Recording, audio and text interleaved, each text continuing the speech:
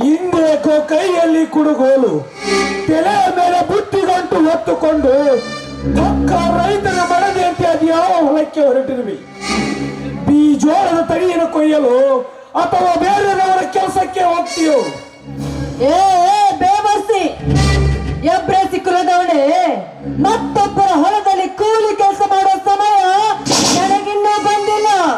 ಯಾಕಂದ್ರೆ ನಮ್ಮ ಹೊಲದಲ್ಲಿ ಇನ್ನೂ 10 ಆಳುಗಳು ಕೆಲಸ ಮಾಡ್ತಾರೆ.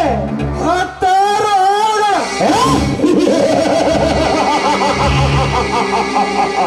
ನಿನ್ನಂತ ಮಧ್ಯಾಹ್ನ ಶ್ರೀಮಂತರ ಬಿಂಕದ ನುಡಿಗಳನ್ನು ಕೇಳಿ ನನಗೆ ನಗು ತನ್ನಿಂದ ತಾನೇ ಬರುತ್ತದೆ. ಇನ್ನೊಂದು ಸಾರಿ ನಕ್ಕದ್ದೇ ನಿಜವಾಗ್ರೆ ಕಾಲಲ್ಲಿ ಚಪ್ಪಲಿ ಕೈಯಲ್ಲಿ ಬರ್ತದೆ.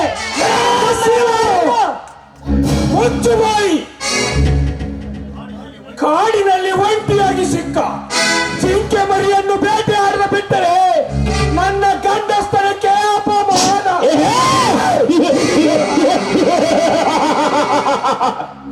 ಬಾಸಿಲ, ಒಂದೇ ಒಂದು ಸಾರಿ ಈ ಕಾಡಿನಲ್ಲಿ ನಾಗಿನಿ ಅಂತ ನರ್ತನೆ ಮಾಡೋಣ ಇಬ್ಬರು ಕೂಡಿ.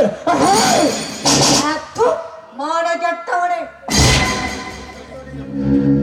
ಒಂದು ಹಡಿ ಮುಂದೆ ಇಟ್ಟು ನನ್ನ ಶೀಲಕ್ಕೆ ಕೈ ಹಾಕಿದ್ದೆ ನಿಜವಾದ್ರೆ ಇದೇ ಕುಡುಗೋಲು ನಿನ್ನ ದೇಹದ ರಕ್ತ ರುಚಿ ನೋಡ್ಬೇಕಾಗುತ್ತದೆ. ನಾನು ಎತ್ತರ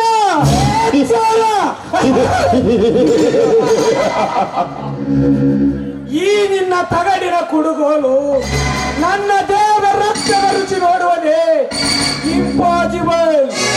ಗುಂಡಿನ ಏಟಿಗೆ ಬಗ್ಗದ ಈ ಉಕ್ಕಿನ ಶರೀರಕ್ಕೆ ಈ ನಿನ್ನ ತಗಡಿನ ಕುಡುಗೋಲು ಯಾವ ಲೆಕ್ಕ? ಶೀಲಾ, ಬಹುದಿನಗಳು ನನ್ನ ಕನಸಿನ ಅರಮನೆಗೆ ನೀನು ಶೃಂಗಾರ ದೇವತೆಯಾಗಿ ನನ್ನ ಆಶೆಯನ್ನು ಈಡೇರಿಸುಮಾರೇ ರಾಣಿ.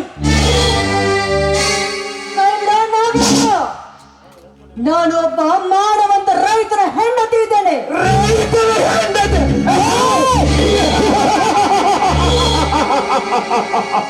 ಮಾನವಂತ ರೈತರ ಹೆಂಡತಿಯ ಶೀಲದ ರುಚಿ ನೋಡುವುದೇ ನನ್ನ ಶಪಥ.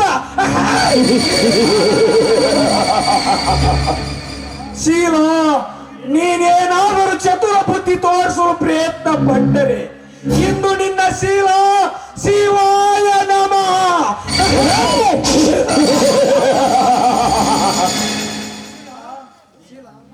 ಶೀಲಾ, ನಾನಾಗಿಯ ನಿನ್ನ ಸೆರಗಿಗೆ ಕೈ ಹಾಕುವ ಮುನ್ನ ನೀನಾಗಿಯ ಸೆರಗು ಹಾಸಿ ನನ್ನ ಕಾಮವನ್ನು ತೃಪ್ತಿಪಡಿಸುವ.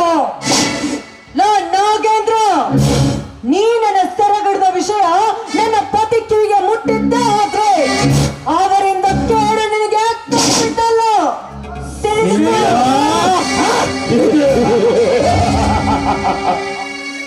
ನಿನ್ನ ಮನೆಯವರು ವೀರ ಸಿಂಧೂರ ಲಕ್ಷ್ಮಣರೇನಲ್ಲ, ಸೂರ ಇಂಡಿ ಚಂದಪ್ಪನಲ್ಲ. ಸುಮ್ಮನೆ ವಾದಿಸದೆ ಮನಸ್ಸನ್ನು ಕಲ್ಲಿನಂತೆ ಗಟ್ಟಿ ಮಾಡಿಕೊಂಡು ನನ್ನ ತೋಳಿನ ತೆಕ್ಕೆಯಲ್ಲಿ ಮಿಲನವಾಗುವ. ಇಲ್ಲವಾದರೆ ನನ್ನ ಕಾಮ ಎಂಬ ಅಸ್ತ್ರಕ್ಕೆ ಸುಟ್ಟು ಹೋಗುವುದು ಈ ನಿನ್ನ ಶೀಲ. ಕಾಮದ ನಾಯಿ ಅಂತವ್ರೆ. ಹೆಣ್ಣು ಗಂಡಿನ ಸೇವಕಿ ನಿಜ, ಅದೇ ಹೆಣ್ಣು ಮನಸ್ಸನ್ನು ಬದಲಾಯಿಸಿದರೆ ನಿಮ್ಮಂತ ಗಂಡಸನ್ನು ಸುರಪಾನ್ಗೆ ಹಾಕ್ತಾಳೆ.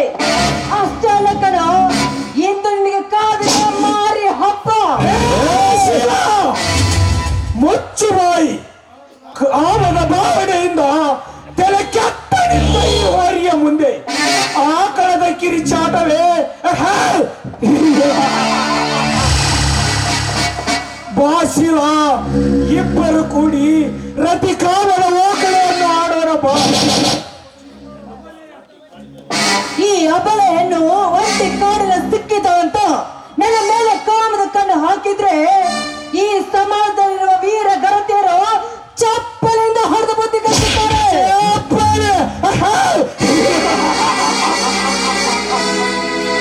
ಈ ಸಮಾಜದಲ್ಲಿರುವ ಹೊಲಸು ಗರತಿಯರು ಬರದಿಟ್ಟು ಪುರಾಣವನ್ನು ಬಿಚ್ಚ ಖಚಿತವಾಗಿ ಹೇಳುತ್ತೇನೆ, ಬೆಳಗ್ಗೆ ಎದ್ದು ದನಕರುಗಳಿಗೆ ಮೇವು ಮಾಡಿಕೊಂಡು ಬರುತ್ತೇನೆ ಎಂದು ಗಂಡನಿಗೆ ಹೇಳಿ ಊರ ಸಾಹುಕಾರನ ಹೊಲದಲ್ಲಿ ನೀಲಿ ಚಿತ್ರವನ್ನು ನೋಡುತ್ತಾ ಮೈಮನ ಹೊಲಸು ಮಾಡಿಕೊಂಡು ಮನೆಗೆ ಬರುವ ಲಜ್ಜೆಗೆಟ್ಟ ಗರತಿಯರಟ್ಟಿಲ್ಲ ಈ ನಿನ್ನ ಸಮಾಜದಲ್ಲಿ. ಸಂಜೆಯ ಹೊತ್ತು ನಲ್ಲಿಯ ನೀರಿಗೆ ಹೋಗುತ್ತೇನೆಂದು ಖಾಲಿ ಕೊಳಪಾಡವನ್ನು ಸೊಂಟದ ಮೇಲೆ ಇಟ್ಟುಕೊಂಡು ಎಡಗೈಯಲ್ಲಿ ತನ್ನ ನೆಚ್ಚಿನ ರಾಜನಿಗೆ ಮಿಸ್ ಕಾಲ್ ಕೊಟ್ಟು ತಿಪ್ಪೆಯ ತೆಗ್ಗಿನಲ್ಲಿ ತಮ್ಮ ಕಾಮದ ತುಸು ತೀರಿಸಿಕೊಂಡು ಬಂದು ಗಂಡನ ಮುಂದೆ ತಾನೊಬ್ಬರೇ ಮಹಾನ್ ಪತೃತಿ ಎಂದು ಗೋಜು ಕೊಡುವ ಪಾಪಿ ಮುತ್ತೈದೆ ಗರತಿರಟ್ಟಿಲ್ಲ ಈ ನಿನ್ನ ಸಮಾಜದಲ್ಲಿ. ತಾಳಿ ಕಟ್ಟಿದ ಗಂಡನಿಗೆ ಮಾಟ ಮಂತ್ರ ಮಾಡಿಸಿ ಗಂಡನ ಎದುರುಗಡೆನೆ ಮಿಂಡನೊಂದಿಗೆ ಮಲಗುವ ಲಜ್ಜೆಗೆಟ್ಟ ಗರತಿಯರಟ್ಟಿಲ್ಲ ಈ ನಿನ್ನ ಸಮಾಜದಲ್ಲಿ. ಸುಮ್ಮನೆ ಯಾವ ಗರತಿಯರು ಏನು ಮಾಡುವುದಕ್ಕೆ ಸಾಧ್ಯವಿಲ್ಲ. ಬಾ ಇಬ್ಬರು ಕೂಡಿ ರತಿ ಕಾಮದ ಲೋಕಳೆಯನ್ನು ಆಡೋಣ ಬಾ.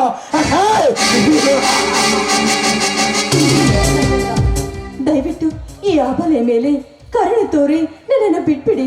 ಶೀಲಾ!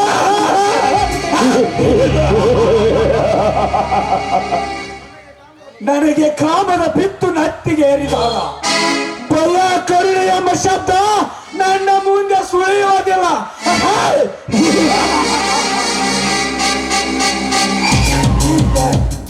ಈಗ ಏನೇ ಇದ್ದರು ಈ ಹೊಟ್ಟಿ ಸಲಗ ನಡೆದಿದ್ದೇ ದಾರಿ.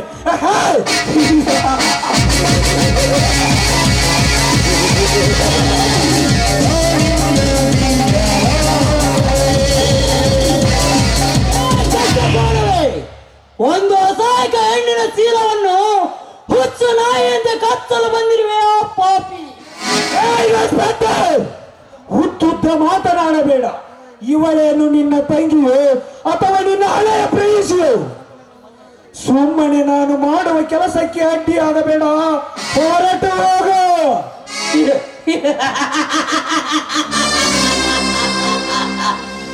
ರಾಮ ಹುಟ್ಟಿದ್ದು ರಾವಣನ ಸಂಹಾರಕ್ಕಾಗಿ, ಪಾಂಡವರು ಹುಟ್ಟಿದ್ದು ಕೌರವರ ಸಂಹಾರಕ್ಕಾಗಿ. ಈ ಕಿರಣ ಹುಟ್ಟಿದ್ದು ನಿನ್ನ ಸಂಹಾರಕ್ಕಾಗಿ. ಉಂಡ ಮನೆಗೆ ಕಣ್ಣು ಹಾಕುವ ನಿಮ್ಮಂತ ತಾಯಿ ಗಂಡರ ನರಗಳನ್ನು ಇಚ್ಛಾಗಿ ಕತ್ತರಿಸಿ ನರಕದ ದಾರಿ ತೋರಿಸಲು ಬಂದಿರುವ ಜಗದೇಕ ವೀರ. ಜಗದೇಕ ವೀರ ನಿನ್ನಂತ ನೂರಾರು ಜಗದೇಕ ವೀರರು ಹುಟ್ಟಿ ಬಂದರು. ನಮ್ಮಂತವರನ್ನು ಏನು ಮಾಡಲು ಸಾಧ್ಯವಿಲ್ಲ. ಸುಮ್ಮನೆ ನನ್ನ ಕಣ್ಣು ಮುಂದೆ ನಿಲ್ಲಬೇಡ. ಹೊರಟು ಹೋಗು.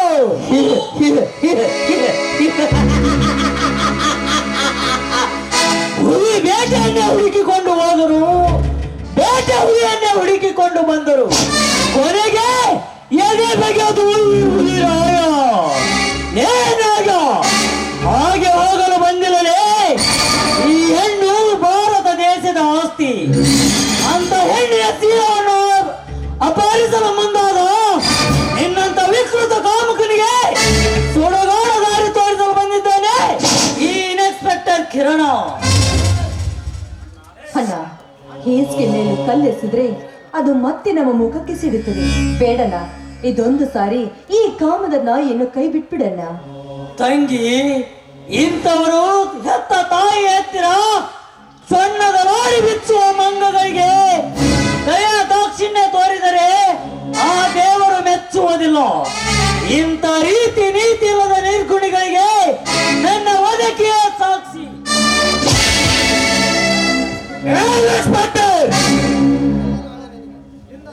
ಇಂದಿಲ್ಲ ನಾಳೆ ನಿನಗೆ ಒಂದು ಗತಿ ಕಾಣಿಸಿದಾಗಲೇ ನನ್ನ ಮನಸ್ಸಿಗೆ ಶಾಂತಿ.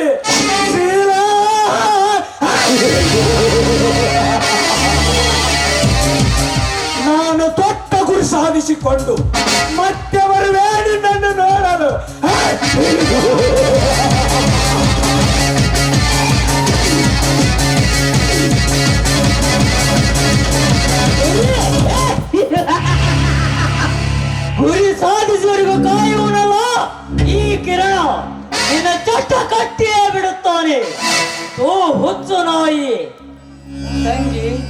ಯಾಕಮ್ಮ ಈ ಕಾಡಿನಲ್ಲಿ ಒಬ್ಬಳೇ ನಡೆದುಕೊಂಡು ಹೋಗುವುದು ಸರಿಯಲ್ಲ. ಅಣ್ಣ, ಎಲ್ಲರೂ ಹೊಲದಲ್ಲಿ ಕೆಲಸ ಮಾಡ್ತಿದ್ರು, ಅದಕ್ಕೋಸ್ಕರ ಬುತ್ತಿನ ತೆಗೆದುಕೊಂಡು ಹೊರಟಿದ್ದೆ. ಅಷ್ಟರಲ್ಲಿ ತಂಗಿ, ಈ ದುನಿಯಾದಲ್ಲಿ ದಾರಿ ದಾರಿಗೂ ದುಷ್ಟ ನಿರಂಕುಶದ ನೀಚರು ತುಂಬಿಕೊಂಡಿದ್ದಾರೆ. ಬಹಳ ಎತ್ತರದಿಂದ ನಡೆಯಬೇಕಮ್ಮ. ತಂಗಿ, ಹೊಲದ ಕಡೆ ನಾನು ಬರುತ್ತೇನೆ, ನಡೆಯಮ್ಮ, ಹೋಗೋಣ. ಬೇಡ ಬಿಡಣ್ಣ, ಆದ್ರೆ ಒಂದ್ ಮಾತಣ್ಣ, ಸರಿಯಾದ ಸಮಯಕ್ಕೆ ಬಂದು ನನ್ನ ಮಾನ ಪ್ರಾಣ ಎಲ್ಲ ಕಾಪಾಡಿದೆ. ನಾನಿನ್ಗೆ ಯಾವಾಗ್ಲೂ ಕೃತಜ್ಞತೆ ತಿಳಿಸ್ತಾನೇ ಇರ್ತೀನಿ. ತಂಗಿ, ಇದು ನನ್ನ ಕರ್ತವ್ಯ. ನಡೆಯಮ್ಮ ಹೊಲದ ಕಡೆ. ಬನ್ನಿ ಅಣ್ಣ, ಹೋಗೋಣ.